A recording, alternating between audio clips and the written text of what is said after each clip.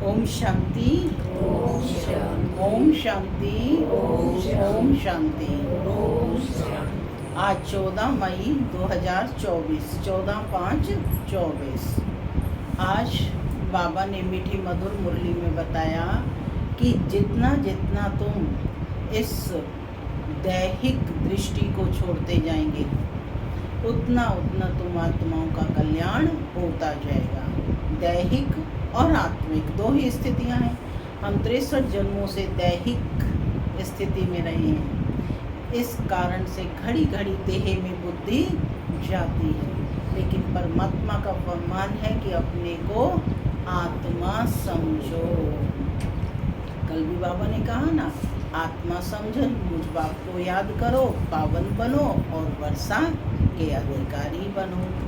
बाबा कहते कि जो तुम सीख कर दूसरे सबको सिखा रहे हैं, उसे बहुत बहुत प्यार से सिखाना है। ये ज्ञान देना, ज्ञान की लेन देन करना बोझ ना हो, लाचारी ना हो, प्यार से देना है। सुपात्र को तो देना ही है, साथ साथ प्यार से देना है। प्यार से देने का मतलब क्या है? आत्म माँ समझकर सुनाएंगे, यानी आत्म अभिमानी होकर सुनाएंगे, तो जो दूसरा सुनने वाला है ना, उसे भी बड़ी खुशी होगी। साथ ही बाबा ने अनेक सावधानियां मुरली में दी हैं कि हमारा खान पान कैसा होना चाहिए, हमारे भोजन का हमारी स्थिति पर क्या प्रभाव पड़ता है। सुनते हैं आज के डायरेक्ट ईश्वरीय महावाक्य। बाबा कहते, मीठे बच्चे आत्म अभिमानी बनो। क्या कहा बाबा ने? आत्म अभिमानी बनो। मैं आत्मा हूँ, शरीर नहीं। यह है पहला पाठ। यही पाठ सबको अच्छी तरह पढ़ाओ। माने बाबा कह रहे हैं कि पहला पाठ, इसमें निश्चय बुद्धि चाहिए। क्या कहा बाबा ने? मीठे बच्चे आत्म अभिमानी बनो। मैं आत्मा हूँ, शरीर नहीं। यह है पहला पाठ। यही पाठ सबको अच्छी तरह सुनाओ। आज की मुरली से प्रश्न है, ज्ञान सुनाने का तरीका क्या है? ज्ञान सुनाने का तरीका क्या है? क्या तरीका है? सोचो, विचार करो। किस विधि से ज्ञान सुनाना है? कैसे सुनाना है लोकेश बहन? ज्ञान कैसे सुनाना चाहिए? आत्माभिमानी बन के सुनाना चाहिए। Very good point. कैसे सुनाना चाहिए? खुशी खुशी सुनाना चाहिए। अब बताओ कैसे सुनाना चाहिए? कैसे सुनाना चाहिए?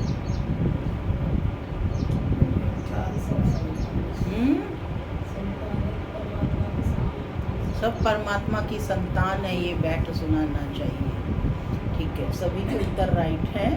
बाबा का उत्तर सुनते हैं। बाबा कहते कि ज्ञान की बातें बड़ी खुशी खुशी से सुनाओ, लाचारी से नहीं। क्या करें? सुनाना पड़ेगा? नहीं, ज्ञान की बातें बड़ी खुशी खुशी से सुनाओ, लाचारी से नहीं। तुम आपस में बैठकर ज्ञान की चर्चा करो। आपस में बैठकर ज्ञान की चर्चा करो, ज्ञान का मनन चिंतन करो, फिर किसी को सुनाओ। अपने को आत्मा समझकर फिर आत्मा को सुनाएंगे, तो सुनने वाले को भी खुशी होगी। ओम शांति। माना मैं आत्मा शांत स्वरूप हूँ। शांति मेरा स्वधर्म है। बाबा कहते, मीठे मीठे बच्चे आत्म अभिमानी व देही अभिमानी हो बैठो। क्योंकि आत्मा में ही अच्छे व बुरे संस्कार भरे जाते हैं। कल भी बाबा ने कहा हम सोच रहे हैं देह कर रही है और देह के द्वारा देह भुगत रही है। नहीं, कौन भुगत रही है, कौन किस में जा रहे हैं? अच्छे भी संस्कार और बुरे भी संस्कार। जो भी हम कर्म करते हैं, चाहे वह अच्छा है व बुरा है, उसका फल मुझ आत्मा को भोगना पड़ता है। तो बाबा कहते कि आत्मा में ही अच्छे व बुरे संस्कार भरे जाते हैं, सबका असर आत्मा पर होता है। इसलिए आत्मा को ही पतित कहा जाता है, आत्मा को ही पावन कहा जाता है। पतित आत्मा कहा जाता है तो जरूर जीव आत्मा ही होगी, आत्मा शरीर के साथ ही होगी। जब पतित कहा जाता है तो आत्मा किसके साथ है? बॉडी के साथ है, शरीर के साथ है ना? तब तो वो पतित और पावन बनती है ना। अपने मूल स्वरूप में तो आत्मा पावन है। पतित आत्मा कहा जाता है तो जरूर जीव आत्मा ही होगी, आत्मा शरीर के साथ ही होगी। पहली बात बाप कहते हैं आत्मा होकर बैठो। यही पहला पाठ बाबा रोज सिखा रहे हैं और यही बात हमें भूल जाता है। कारण निश्चय बुद्धि नहीं है। जब तक निश्चय नहीं है तब तक हर कार्य में, हर श्वास में आत्मा की अनुभूति नहीं हो सकती है ना। तो बाबा ने कहा ना, सांसों श्वास याद रहनी चाहिए। आत्मा होकर बैठो, अपने को शरीर नहीं आत्मा समझ बैठो। आत्मा ही ऑर्गन्स को चलाती है। घड़ी घड़ी अपने को आत्मा समझने से परमात्मा याद आएगा। देखो कितना लॉजिक है। आत्मा समझेंगे तो परमात्मा याद आएगा, देह समझेंगे तो देह के धारी याद आएंगे। अगर देह याद आई तो देह का बाप याद आएगा। इसलिए बाप कहते हैं आत्म अभिमानी बनो। बाप पढ़ा रहे हैं, यह है पहला पाठ। बाप पढ़ा रहे हैं, यह है पहला पाठ। कौन सा है पहला पाठ? तुम आत्मा हो, तुम आत्मा विनाशी हो, शरीर विनाशी है, हम आत्मा हैं। यह पहला शब्द याद नहीं करेंगे तो कच्चे पड़ जाएंगे। मैं आत्मा हूँ, शरीर नहीं हूँ। यह शब्द इस समय बाप आकर पढ़ाते हैं, आगे कोई भी पढ़ाते नहीं थे। बाप आए ही हैं आत्म अभिमानी बनाकर ज्ञान देने के लिए। आत्म अभिमानी बनाकर ज्ञान देने के लिए पहला ज्ञान देते हैं कि हे आत्मा तुम पतित हो, क्योंकि यह है ही पुरानी दुनिया। पुरानी दुनिया है तो ऑब्वियसली सब पतित हैं। प्रदर्शनी में भी तुम बच्चे बहुतों को समझाते हो, प्रश्न उत्तर करते हैं, तो जब दिन के समय रेस्ट मिलती है उस समय आपस में मिलना चाहिए, समाचार पूछना चाहिए। किसने क्या क्या प्रश्न पूछे, हमने क्या समझाया, है ना? क्या क्या प्रश्न पूछे आपने, फिर आपने क्या समझाया। बाबा कहते हैं आपस में इन विचारों की लेन देन खाना खाने के बाद जब 2 घंटे रेस्ट करते हैं तो उस समय ये बातें करनी चाहिए। फिर उनको समझाना है, फिर उस पर ऐसे नहीं, ऐसे समझाना चाहिए। समझाने की युक्ति सबकी एक नहीं होती। मूल बात है अपने को आत्मा समझते हो या देह? क्या समझते हो? आत्मा। 2 बाप भी सबके हैं जरूर। कौन कौन से 2 बाप हैं मुन्नी बहन? लौकिक बाप और एक पारलौकिक। जो भी देहधारी हैं उनको लौकिक बाप भी है, पारलौकिक बाप भी है। हद का बाप तो कॉमन है, माने सबका अपना अपना है। यहाँ तुमको मिला है बेहद का बाप, वह हम आत्माओं को बैठ समझाते हैं। कौन मिला है आपको? बेहद का बाप, कहते हैं ना वो गीत से है ना, हर एक कोई कहता मेरा बाबा, है ना। तो वह आत्माओं को बैठ समझाते हैं, वह एक ही बाप भी है, टीचर भी है, गुरु भी है, ये पक्का कर देना चाहिए। जब तुम किसको समझाते हो तो जो तुमसे प्रश्न पूछते हैं उस पर आपस में बैठना चाहिए। जो होशियार हैं उनको भी बैठना चाहिए। ये ना सोचे हम तो होशियार हैं, हमें बैठने की क्या ज़रूरत है। नहीं, बाबा कहते जो होशियार हैं उनको भी उस चर्चा में बैठना चाहिए। तो उनको टाइम मिलता है दिन के समय, ऐसा नहीं है कि भोजन खाते हैं इसलिए नींद का नशा आए। जो बहुत खाना खाते हैं, देखो बाबा सावधानियाँ दे रही हैं। हाँ, गीता में भी देखो भोजन की तीनों अवस्थाएं बताई हैं, सतो रजो तमो। अर्जुन को ये सारा ज्ञान दिया था ना कि भोजन कैसा करना चाहिए, भोजन की कितनी अवस्थाएं हैं। क्यों दिया था? क्योंकि भोजन का हमारे स्थिति पर बहुत फर्क पड़ता है, बहुत प्रभाव पड़ता है। तो बाबा समझानी देते हुए कहते हैं कि जो बहुत खाना खाते हैं उनको नींद का आलस्य आता है। तो कैसा खाना खाना है? बहुत खाना है, खूब खाओ पेट भर के। हाँ, कितना खाना है? थोड़ा से मतलब फिर भूख लगती रहे, है ना, बैलेंस डाइट लेनी है। तो उनको नींद का आलस्य आता है। दिन में क्लास करना चाहिए, फलाने ने यह पूछा, यह पूछा, हमने यह रिस्पॉन्स दिया।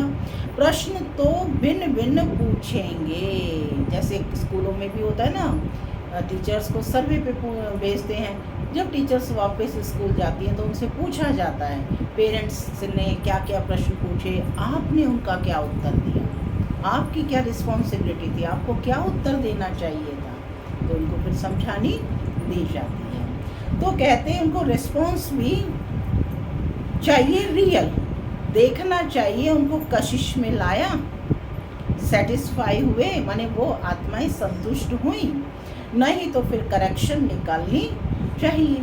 जो होशियार हैं उनको भी बैठना चाहिए। ऐसे नहीं खाना खाया जल्दी नींद आई। देवताएं खाना बहुत थोड़ा खाते हैं। देवताओं को कितना सा भोग लगाते हैं, थोड़ा खाते हैं, क्योंकि खुशी है ना। वैसे भी आप देखो, किसी सारा दिन खुशी में काम करते रहो तो भूख लगती है? खुशी में काम करने वाले को भूख नहीं लगती। तो कहते क्योंकि खुशी है ना, इसलिए कहा जाता है खुशी जैसी खुराक नहीं। तुम बच्चों को अथाह खुशी होनी चाहिए।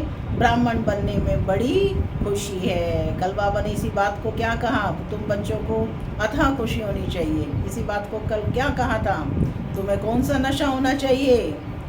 ज्ञान का नशा, ईश्वरीय नशा इमर्ज होना चाहिए। देखो बाबा ज्ञान को कितना रमणीक बनाते हैं, इसीलिए रोज मुरली का महत्व है, रोज सुनने का महत्व है। तो बाबा कहते हैं कि ब्राह्मण बनने में बड़ी खुशी है। ब्राह्मण बनते ही तब है जब उनको खुशी मिलती है। देवताओं को खुशी है ना, क्योंकि उन्हों के पास धन महल आदि सब कुछ है, तो उन्हों के लिए खुशी ही काफ़ी है। खुशी में खाना भी बहुत थोड़ा सूक्ष्म खाएंगे, यह भी एक कायदा है। जास्ती खाने वाले को जास्ती नींद आएगी। जिसको नींद का नशा होगा वह किसको समझा भी नहीं सकेंगे। देखो सेवा से भी वंचित हो जाएंगे। जैसे लाचार, कैसे? जैसे कोई लाचार होता है, माने नींद के वश हो जाएंगे और वो कुछ नहीं कर पाए। यह ज्ञान की बातें तो बड़ी खुशी से सुननी और सुनानी चाहिए, समझाने में भी सहज होगा। मूल बात है बाप का परिचय देना। ब्रह्मा को तो कोई जानते नहीं, प्रजापिता ब्रह्मा है, ढेर की ढेर प्रजा है।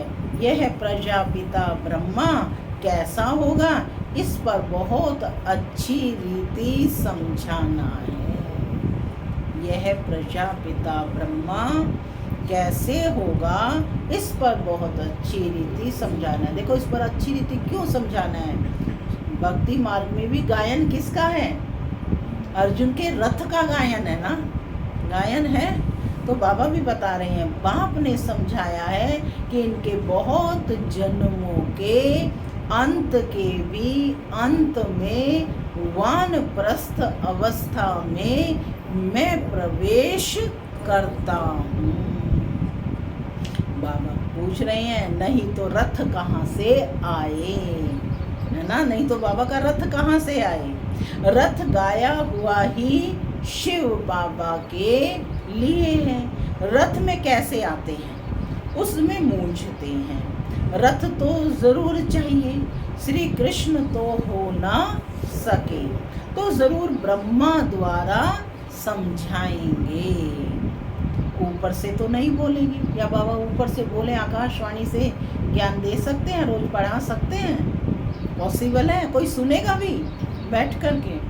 ब्रह्मा कहाँ से आया? तो प्रश्न उत्पन्न होता है कि ब्रह्मा कहाँ से आया? बाप ने सुनाया है, मैं इनमें प्रवेश करता हूँ, जिसने पूरे 84 जन्म लिए हैं। सृष्टि का पहला पहला पत्ता कौन? श्री कृष्ण की आत्मा, है ना? तो बाबा कहते हैं ये ब्रह्मा ही, जो लास्ट जन्म में ब्रह्मा है, जिसने पूरे 84 जन्म लिए हैं। ये खुद नहीं जानते हैं, मैं सुनाता हूँ। डायरेक्ट स्पीच है कि ये खुद नहीं जानते हैं, मैं सुनाता हूँ। श्री कृष्ण को तो रथ की दरकार ही नहीं। श्री कृष्ण कहने से फिर तो भागीरथ गुम हो जाए। यदि कहे कि श्री कृष्ण रथ है तो फिर तो भागीरथ गुम हो जाए। भाग्यशाली रथ क्या हुआ, है ना?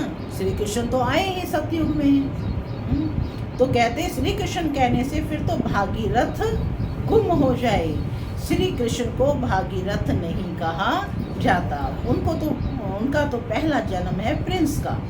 तो बच्चों को अंदर में विचार सागर मंथन करना चाहिए। यह तो बच्चे जानते हैं, वह बातें तो नहीं है जो शास्त्रों में लिख दी हैं। बाकी यह तो ठीक है, विचार सागर मंथन किया हुआ कलश, विचार सागर मंथन किया हुआ कलश किसको दिया? लक्ष्मी को दिया। उसने फिर औरों को अमृत पिलाया, तब स्वर्ग के गेट खुले। परंतु परमपिता परमात्मा को तो विचार सागर मंथन करने की दरकार ही नहीं। या परमात्मा को है? वह तो बीज रूप है, उनमें नॉलेज है, वही जानते हैं। तुम भी जानते थे। अब यह अच्छी रीति समझाना जरूर है। समझने बगैर, पॉइंट को ध्यान से सुने, समझने बगैर देवता पद कैसे पाएंगे? बाप समझाते हैं आत्माओं को रिफ्रेश करने के लिए, बाकी तो कुछ भी जानते नहीं। बाप आकर समझाते हैं कि अभी तुम्हारा लंगर भक्ति मार्ग से उठा, अब ज्ञान मार्ग में चला। अभी भक्ति का लंगर उठ चुका है या अभी भी लटके हुए हैं? लटके हुए हैं अभी भी पूजा पाठ में। स्वयं भगवान आया है, हैं? और हम अभी भी मंदिरों में और है ना कहाँ कहाँ भटक रहे हैं। तो हमें निश्चय बुद्धि नहीं है। जब निश्चय हो जाएगा तो भक्ति से वैराग्य हो जाएगा, क्योंकि भक्ति का फल देने ही तो भगवान आए हैं। तो कहते बाप आकर समझाते हैं अभी तुम्हारा लंगर भक्ति मार्ग से उठा है, नहीं तो दो नाव में सवार रहेंगे तो क्या होगा, ना इधर के ना उधर के। अब ज्ञान मार्ग में चला है। बाप कहते हैं मैं तुमको जो ज्ञान देता हूँ वह प्राय लोप हो जाता है। एक है निराकार, दूसरा है साकारी। बाप समझाया तो बहुत अच्छा जाता है, परंतु माया ऐसी है जो कशिश कर गंध में ले जाती है, पतित बन पड़ते हैं। बाप कहते हैं बच्चे तुम काम चिता पर चढ़ एकदम कब्रिस्तान में आ गए हो, फिर यहाँ ही परिस्तान होगा जरूर। 63 जन्म से, है ना, किस में थे? दैहिक दृष्टि में थे। तो कहते हैं यहाँ ही परिस्तान होगा जरूर। आधा कल्प परिस्तान चलता है, फिर आधा कल्प कब्रिस्तान चलता है। अभी सब कब्र दाखिल होने हैं, सीढ़ी पर भी अच्छी रीति समझा सकते हो। सीढ़ी का चित्र है ना 84 जन्मों की। तो बाबा कहते हैं सेवा की सावधानियां दे रहे हैं बच्चों को, अटेंशन दे रहे हैं कि तुम सीढ़ी पर भी अच्छी रीति समझा सकते हो। यह है ही पतित राज्य, माने कैसे गिरावट आई, सीढ़ी नीचे उतरते गए। इसका विनाश जरूर होना है। इस धरनी पर अभी कब्रिस्तान है, फिर यही धरनी चेंज हो जाएगी, अर्थात आयरन एजड से गोल्डन एजड दुनिया होगी। यही दुनिया क्या बन जाएगी, सोने की दुनिया बन जाएगी। फिर 2 कला कम होंगी, तत्वों की भी कला कम हो जाती है। तत्व माना जल, वायु, अग्नि, पृथ्वी और आकाश, ये 5 तत्वों की भी 2 कलाएं कम हो जाती हैं। सतयुग में तत्व प्रकृति भी क्या होती है, सर्वगुण संपन्न होते हैं, वो भी सतो प्रधान होती है, सबकी सतो प्रधान स्थिति होती है। कहते तत्वों की भी 2 कला कम होती जाती हैं, तो फिर उपद्रव मचाते हैं। आज सब तत्व उपद्रव मचा रहे हैं। तुम सभी को अच्छी रीति समझाते हो, अगर नहीं समझते तो गोया कोड़ी मिसल है, कोई वैल्यू नहीं है। यह वैल्यू तो बाप बैठ बतलाते हैं। गाया भी जाता है। हाँ, कल भी बाबा ने कहा तुम्हारा कौन सा जन्म है, ये हीरे तुल्य है ना। बाबा ने कहा ना हमारी हीरे मोती एक बुक है, तो उसमें भी हीरे जैसा देवताई जन्म होना चाहिए। तो आज बाबा कह रहे हैं हीरे जैसा जन्म। गाया भी जाता है हीरे जैसा जन्म। तुम भी पहले बाप को नहीं जानते थे, तुम कोड़ी जैसे थे, अभी वहाँ पाकर हीरे जैसा बनाते हैं। बाप से ही हीरे जैसा जन्म मिलता है, फिर कोड़ी जैसे क्यों बन पड़ते हो, पूछ रहे हैं बाबा। बाबा हीरे तुल्य बना रहे, फिर तुम कोड़ी जैसे क्यों बन पड़ते हो।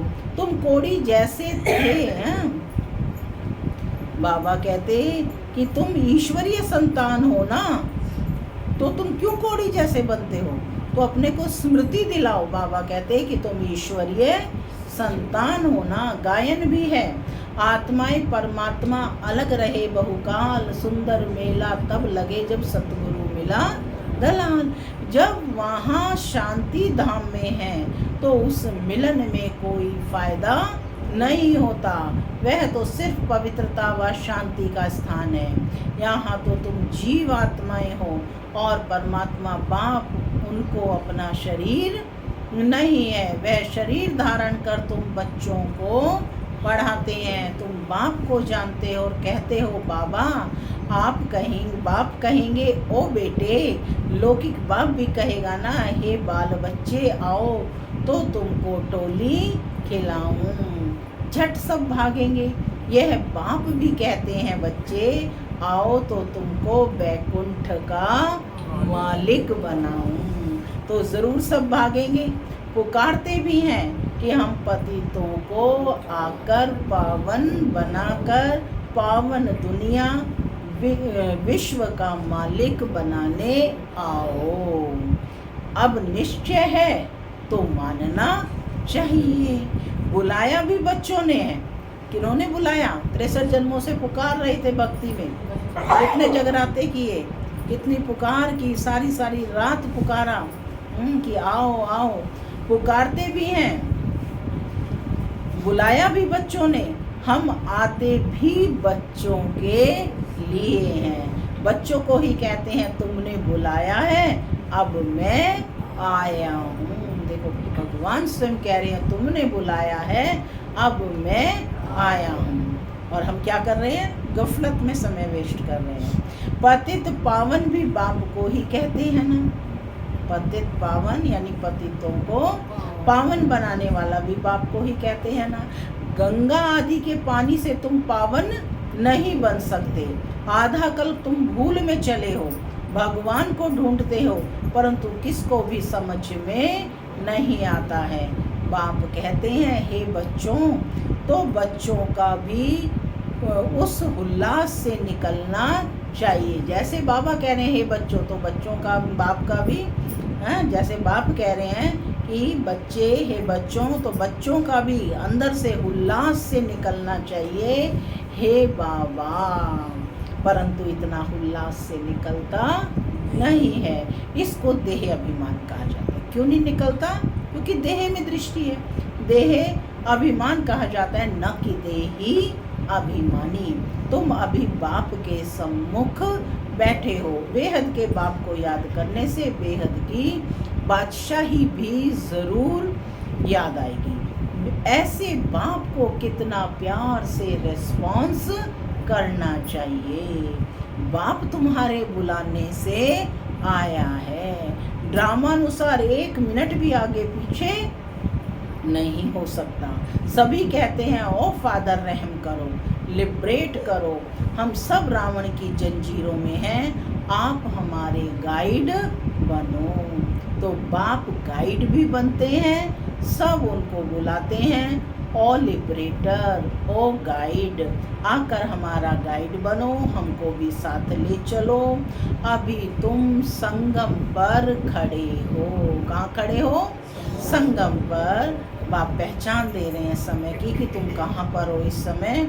बाप सतयुग की स्थापना कर रहे हैं। अभी है कलयुग, करोड़ों मनुष्य हैं। सतयुग में तो सिर्फ थोड़े देवी देवता ही थे, तो ज़रूर विनाश हुआ होगा। तब तो सतयुग में थोड़े होंगे ना।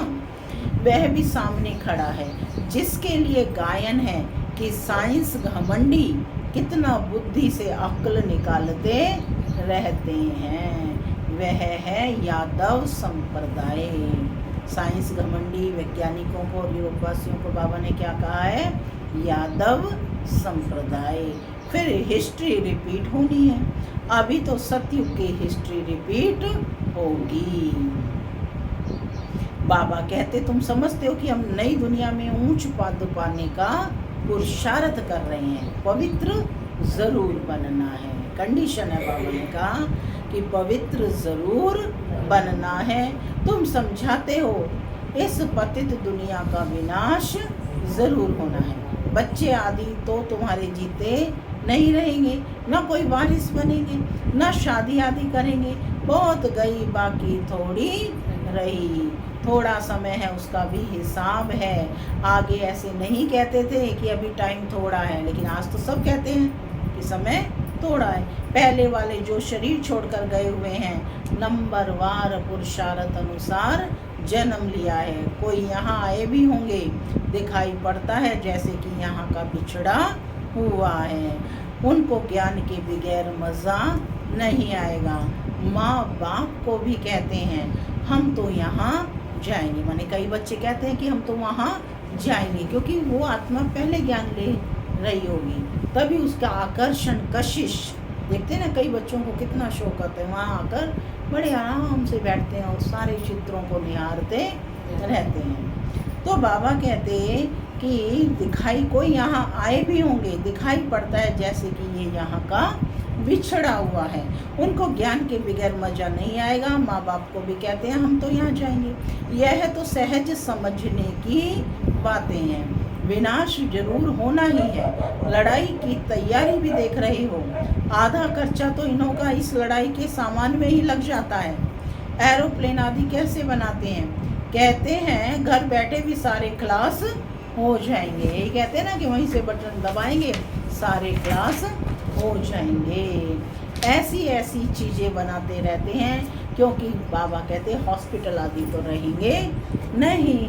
ड्रामा में यह भी जैसे बाप के इशारे मिलते हैं, वह भी ड्रामा में नूंद है। समझते हैं ऐसा ना हो जो बीमार पड़ जाए। मरना तो सबको जरूर है। राम गयो रावण गयो, उनका बहु परिवार गया। जो योग में रहे आयु बढ़ाते होंगे, उनकी ज़रूर बढ़ेगी। योग में रहे माने जितना याद में रहेंगे उतना आयु बढ़ती जाएगी। अपनी खुशी से शरीर छोड़ देंगे। जैसे मिसाल बताते हैं ना कि ब्रह्म ज्ञानी है, वह भी ब्रह्म में जाने के लिए ऐसे खुशी खुशी से शरीर छोड़ते हैं, परंतु ब्रह्म में कोई जाते नहीं है, ना पाप कटते हैं, पुनर्जन्म फिर भी यहाँ लेते हैं। पाप कटने की युक्ति बाप बतलाते हैं कि मामेकम याद करो और कोई को याद नहीं करना है, लक्ष्मी नारायण को भी याद नहीं करना है। तुम जानते हो कि इस पुरुषार्थ से हम यह पद पा रहे हैं, स्वर्ग की स्थापना हो रही है, हम पढ़ रहे हैं। यह पद पाने के लिए नंबरवार पुरुषार्थ अनुसार उन्हों की जो डिनाइस्टी चलती है वह बाप ने संगम पर अभी स्थापन की है। तुम भाषण भी ऐसा करो जो एक्यूरेट किसी की भी बुद्धि में बैठ जाए। इस समय हम ईश्वरीय संप्रदाय और प्रजापिता ब्रह्मा की मुख वंशावली भाई बहन हैं। हम आत्माएं सब भाई भाई हैं। ब्रह्मा कुमार ब्रह्मा कुमारियों की शादी होती नहीं, यह भी बाप समझाते हैं। कैसे गिर पड़ते हैं, काम अग्नि जलाती है, परंतु डर रहता है एक बार हम गिरा तो की कमाई चट हो जाएगी, काम से हारा तो पद भ्रष्ट हो जाएगा। कमाई कितनी बड़ी है, मनुष्य पदम करोड़ कमाते हैं, उनको यह थोड़े ही पता है कि थोड़े समय में ये सब खत्म होना है। बॉम्ब्स बनाने वाले जानते हैं कि यह दुनिया खत्म होनी है। हमको कोई प्रेरक है, माने कोई प्रेर रहा है कि तुम बनाओ, हम बनाते रहते हैं। अच्छा, मीठे मीठे सिक्के लगे बच्चों प्रति माता पिता बाप दादा का याद प्यार और गुड मॉर्निंग। रूहानी बाप की रूहानी बच्चों को नमस्ते। हम रूहानी बच्चों की माता पिता बाप दादा को याद प्यार गुड मॉर्निंग और नमस्ते नमस्ते। सदा रहो हंसते, बनो फरिश्ते। धारणा के लिए मुख्य सार, पहला, ज्ञान को अंदर घोटना है, अर्थात विचार सागर मंथन करना है। जितना विचार सागर मंथन करेंगे उतना क्या निकलेगा, मक्खन निकलेगा। तभी श्री कृष्ण के मुख में क्या दिखाते हैं, ज्ञान की आपस में रूह रिहान कर फिर दूसरों को समझाना है। सुस्ती व आलस्य को छोड़ देना। आज बाबा सावधानी दे रहे हैं, विशेष अटेंशन देना कि आपको सुस्ती कितनी आती है, आलस्य कितना आता है, और आप है ना क्लास मिस करते हैं या ज्ञान की चर्चा के समय पर सुस्ती आ रही है, तो सुस्ती व आलस्य को छोड़ देना है। दूसरा पॉइंट, देही अभिमानी बन बड़े उल्लास से बाप को याद करना है। सदा इसी नशे में रहना है कि हम बाप के पास आए हैं कोड़ी से हीरे जैसा बनने। हम हैं ईश्वरीय संतान। आज का वरदान है, ज्ञान सूर्य ज्ञान चंद्रमा के साथ साथ साथी बन। ज्ञान सूर्य ज्ञान चंद्रमा के साथ साथी बन, रात को दिन बनाने वाले रूहानी ज्ञान सितारे भव। रात को दिन बनाने वाले रूहानी ज्ञान सितारे भव। जैसे वो सितारे रात में प्रकट होते हैं, ऐसे आप रूहानी ज्ञान सितारे, चमकते हुए सितारे भी ब्रह्मा की रात में प्रकट होते हो। अब ये ब्रह्मा की रात चल रही है ना, द्वापर कलयुग क्या है, ब्रह्मा की रात, तो ये बेहद की रात है। तो ऐसे में तुम सितारे प्रकट होते हो। सब कौन बैठे हो, ज्ञान सितारे, रूहानी ज्ञान सितारे। वह सितारे रात को दिन नहीं बनाते, लेकिन आप ज्ञान सूर्य ज्ञान चंद्रमा के साथ साथी बन रात को दिन बनाते हो। वह आकाश के सितारे हैं और आप धरती के सितारे हो। वह प्रकृति की सत्ता है और आप परमात्म सितारे हो। जैसे प्रकृति के तारा मंडल में अनेक प्रकार के सितारे चमकते हुए दिखाई देते हैं, ऐसे आप परमात्म तारा मंडल में चमकते हुए रूहानी सितारे हो। स्लोगन है, सेवा का चांस मिलना अर्थात दुआओं से झोली भरना। सेवा का चांस मिलना अर्थात दुआओं से झोली भरना। ओम शांति।